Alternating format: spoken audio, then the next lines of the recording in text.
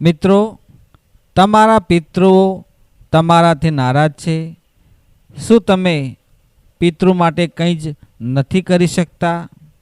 અને પિતૃઓને ખુશ કરવા માટે શું કરવું જોઈએ એની જો ખબર ના હોય તો શ્રાદ્ધના દિવસે, સોળ શ્રાદ્ધ આવે એ દિવસે આટલું તો જરૂર કરવું, જેનાથી આપણા ઘરમાં તમામ દુઃખ દરિદ્ર દૂર થઈ અને આપણા જીવનમાં સોનાનો સૂરજ ઉગે.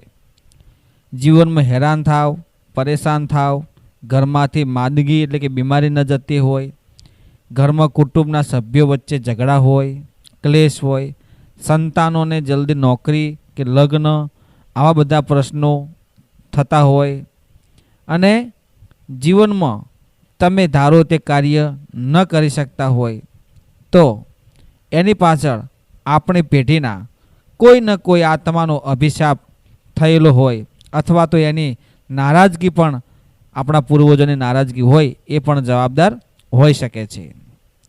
એટલા માટે એમને પ્રસન્ન કરવા માટે, પિતૃઓને પ્રસન્ન કરવા માટે 16 શ્રાદ્ધની ઉજવણી કરવા માટે તમે તમારા સ્વજનોની કોઈ એકને એક તિથિ પકડીને ચાલો તો એ પેઢીમાં, એ 7 પેઢીમાં જો કોઈ એ વ્યક્તિ 16 શ્રાદ્ધમાંથી એક તિથિના દિવસે મૃત્યુ પામેલ હશે તો એનું કોઈ પણ કાર્ય તમે એ તિથિ પ્રમાણે તમે કરો, એમની આત્માને શાંતિ મળે અને એમના આશીર્વાદ તમને મળે.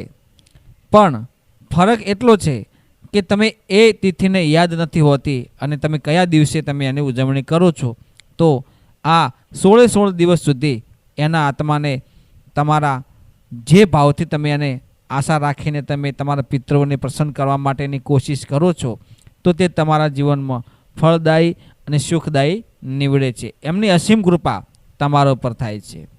એટલા માટે રોજ એક ઉપાય કરવો જોઈએ. રોજ ગાયને, કૂતરાને શક્ય હોય ત્યાં સુધી જમાડો. બ્રાહ્મણ હોય, તમારા ઘરે આવતા હોય એને પણ જમાડો અથવા એને સીધું કે કોઈ પૈસા કે કપડાનું દાન આપો.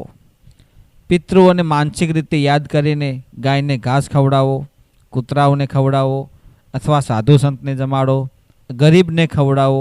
બની શકે એટલું ધર્મ કરો પિતૃઓના નામથી. તર્પણનો પ્રયોગ આવડતો હોય તો રોજ તર્પણ કરવું એટલે સૂર્યને જળ ચડાવવું. હનુમાનજીના ચાલીસાનો પાઠ કરવો, તમારા પિતૃઓને હનુમાન ચાલીસાનો પાઠ અર્પણ કરવો. ભગવદ્ ગીતાનો 7મો અધ્યાય વાંચો અને તમારા પિતૃઓને એ પાઠ અર્પણ કરો. વિષ્ણુ સહસ્ત્ર નામ સ્તોત્ર પાઠ વાંચીને પિતૃઓની ગતિ માટે તે પિતૃઓને અર્પણ કરવો. ગજેન્દ્ર મોક્ષનો પાઠ કરીને પણ પિતૃઓને અર્પણ કરી શકો છો. ગાયત્રીની 11 માળા કરીને તમારા પિતૃઓને અર્પણ કરી શકો છો.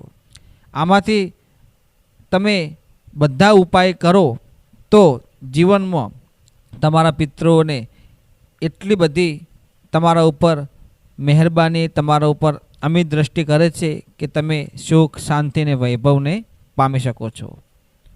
જગતમાં જો કોઈ દેવ હોય તો પહેલાં પિતૃદેવ છે. તમારા પોતાના જે મા બાપ છે, તમને જન્મ આપ્યો હોય એમના જે પિતૃઓ હોય એ જ આપણા પિતૃદેવ હોય અને એ જ એમને કુળદેવીને, ભગવાનને ભાવથી ભજેલા હોય એ પિતૃઓ તમારી વાત ભગવાન સુધી, પરમાત્મા સુધી પહોંચાડે છે કે મારા વંશજો, મારા જે કુલ દીપક જે છે, મારા કુળના વંશજ જે છે એમનાથી કોઈ પણ ભૂલ થઈ ગઈ હોય તો પરમ કૃપાળુ પરમાત્મા માફ કરો અને એમને સુખમય જીવન નીવડે એવા સારા આશીર્વાદ આપો.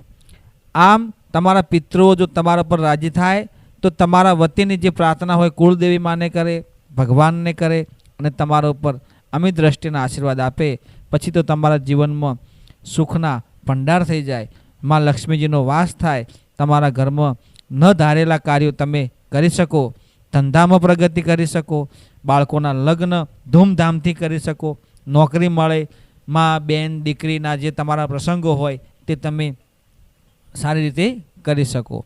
ઘરમાં ક્લેશ ના કરો, ઘરમાં ઝઘડા ના કરો અને સદભાવના રાખો, પ્રેમ ભાવ રાખો, એકબીજા પ્રત્યે લાગણી, એકબીજાનો આચાર વિચાર, નમ્રતા રાખવી આ બધા નિયમોથી પિતૃઓ ખુશ રહે છે. ઘરનું વાતાવરણ શુદ્ધ અને પવિત્ર હોવું જોઈએ, જેનાથી આપણા કુળદેવીમાં આપણા પિતૃઓ રાજી રહે છે. 16 શ્રાદ્ધના દિવસે તો ધર્મ જ કરવો પિતૃઓના નામથી. ગાયને, કૂતરાને, ગરીબને એમના નામથી તમે બને એટલું ધર્મ કરો તો તમારા જીવનમાં બહુ સારું પરિણામ તમે મેળવી શકો છો. મિત્રો, જય ગુરુદેવ, જય માતાજી.